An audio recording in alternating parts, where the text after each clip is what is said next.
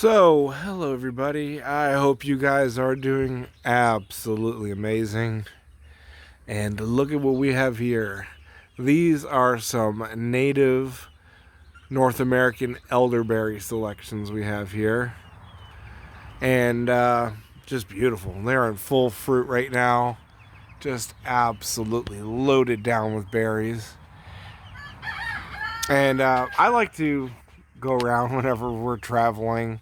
I always look at plants. I'm a crazy plant person. And so I notice things. And elderberries happen to be one of those things that really stand out, especially when you see big, giant fruit clusters. And so when I see an elderberry that's got interesting characteristics, I like to take a cutting of it. And so as we do our yearly trip throughout the South, we go and see family and whatnot for the holidays. I've found crazy elderberries over the years. And this happens to be one. This happens to be a large, very large fruited variety that I found. This one was from up in Tallahassee. I call it Tallahassee, but it was found in that general area. And look at the size of those berries. Some of these are as big as blueberries, which is extremely large for an elderberry. A very large fruited elder tree I found here. And nice big clusters. Look at those. This one's over my head, but very large berries. And of course, elderberries are not only delicious, you take those berries, you can make pies and jellies and juice out of them. I like to just take them, put them in a pot with a bit of sugar. They do need a bit of sugar. It helps break it down and extract the flavor some. And I make a syrup out of it. I'll cook it and then strain out all the seeds and skin. And you get a nice, deep, dark purple syrup that is extremely medicinal. Great for colds and flus if you're sick. And just overall, really, really good for you. Packed with anthocyanins and micronutrients and everything good that you want. Even clinical studies, actual studies, will admit that elderberries are beyond, potent medicine. It is really powerful medicine. It's early in the morning, so hopefully you're getting to see these really well. But look at that cluster there, just gorgeous. So everybody should be growing elderberries, guys. They taste great. They're super easy to grow. They're native from Florida all the way on up into Canada, parts of Mexico. So there's no reason you can't be growing them. And they're just, the flowers smell amazing too. The flowers are actually edible as well. You can take these and fry them up, put a light batter on them and fry them and eat them. Or you can just put them in I like to take the flower clusters, put them in a soda bottle, glass one or reusable one, with just a tad bit of sugar, and just let it ferment for a couple days. Gets lightly fizzy and just an absolutely amazing flavor. Really good.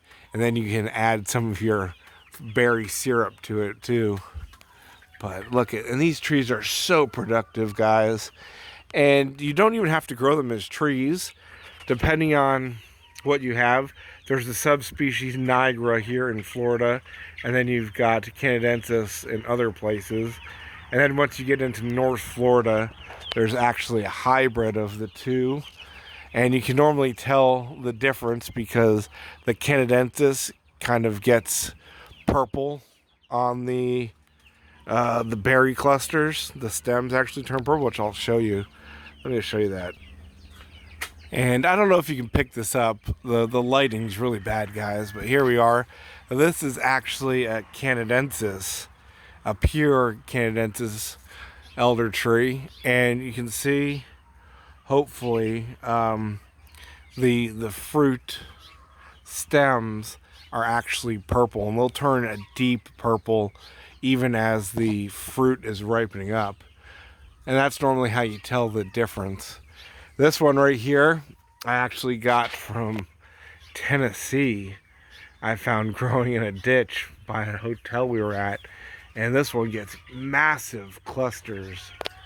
Really, really huge clusters. You can see it up there, hopefully. Just massive clusters of berries on it. A little on the small side, but I think when I got a cutting from this, one of the clusters I actually brought back with us was over 2 pounds. Absolutely insane how big the cluster was on this one. And yeah, really interesting. And sometimes the canadensis will have fuzzy stems. When they're sending up new canes, it'll have a bit of fuzz on the stem, unlike the Florida nigras here. So interesting. But back to growing elder trees. They're so easy to grow. You don't have to grow them as trees. You can cut them back to the ground every year, and they'll send up new canes, kind of like blackberries or raspberries, and those will flower and fruit for you that year. Or you can let them grow as a nice small shrubby tree, and they'll just continue to put on more and more flower clusters on all the little branches and everything. So like this right here, all these are getting ready to flower. But yeah, there's not much more to them.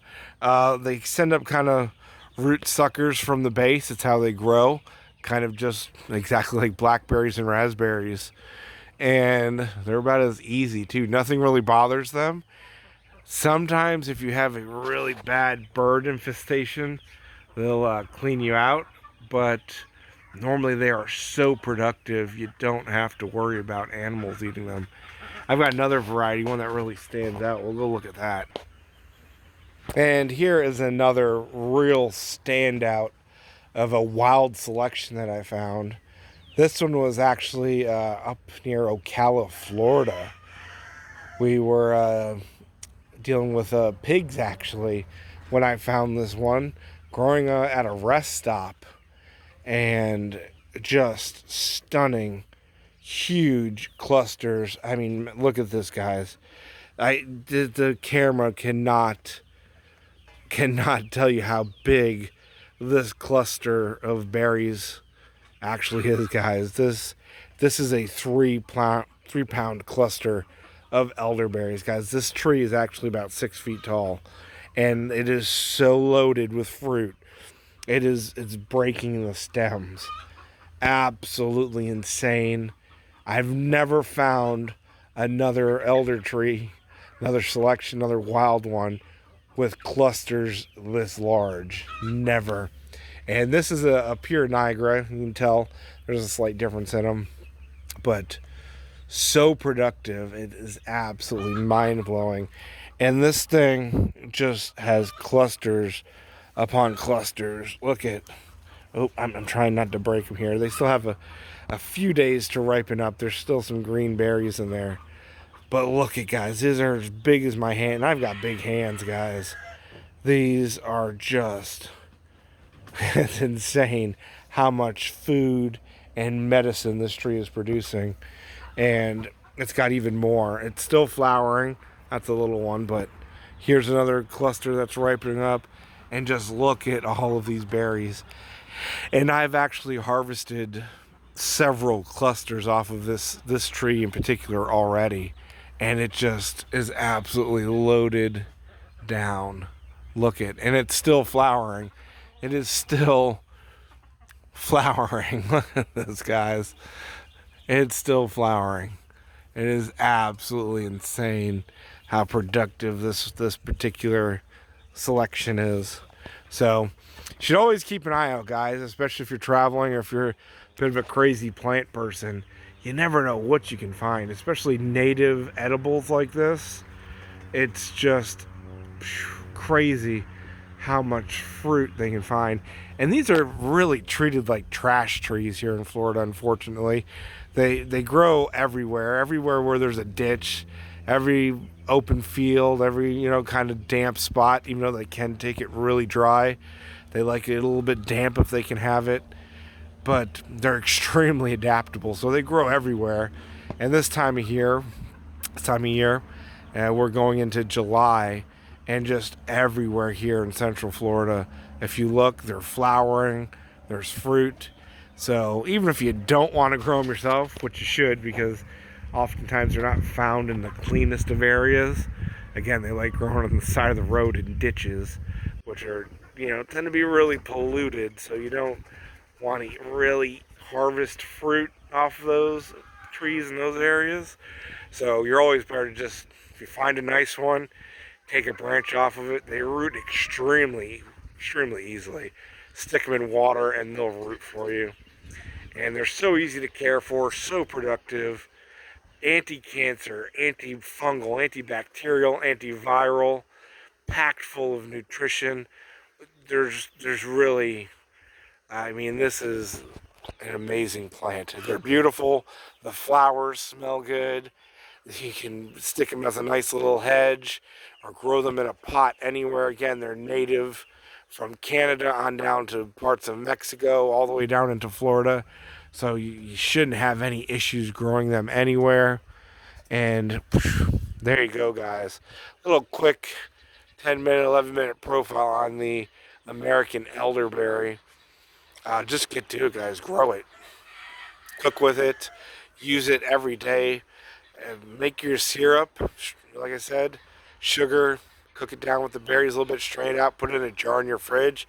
Add it to your tea, add it to your lemonade. Just make a little sweet drink juice out of it. Really easy, guys, to get something super nutritious and delicious into your diet. And yeah, look at just, I can't get over. I'm worried this is gonna break off. Me messing with it here, but this cluster is absolutely massive. Look at those berries, guys. Look at that. And you just want to wait until these are completely purple. You don't want to eat any green ones. They are toxic when they're not ripe. They won't really kill you, but they will make you wish you were dead if you eat a lot of them. So you want them to be nice and purple like these ones down here. And those will be ripening up soon within a week or a few days, and I'll harvest this whole cluster on there. But look at all of that food, guys, with no bug issues, no disease issues. they just fix all of those issues for us. So absolutely amazing. Look at that craziness. Love you guys. See you later. Grow that food. Grow some elderberries. And if you'd like some awesome selections like this Ocala here is what I call it, just get a hold of me. I'll send you, sell you some cuttings. Beautiful. Look at that. But I think this is actually the only tree I have of this one. I've got to make some more. I've got about 20 trees. I just put them throughout the property and just let them grow. But this one has been a huge standout. This one and Tallahassee, two ones that mind-blowingly productive. The berries on this are a little smaller than Tallahassee, but this has much larger clusters, about 5 times larger than Tallahassee, even if the fruit are a bit smaller. But just insane. That is, guys, this is, you can't express how large this is. This is over 2 pounds. Oh, a little berry came off there. Look at, see, nice purpled amazingness. Look at that. And see, the skin is where all the purple is, just like blueberries, how they're kind of green inside. So when you cook that releases all of that amazing, plant pigments there, and sugar helps a little bit. So you always want to add a little bit of sugar. That's where it gets to release it, a little bit of heat, a little bit of sweet, and that will release all of the phytonutrients and anthocyanins and everything that are so great for us. See you later, guys. Long enough video. Nobody's gonna watch this, but that's okay. That's all right. If you do, kudos to you, because yeah.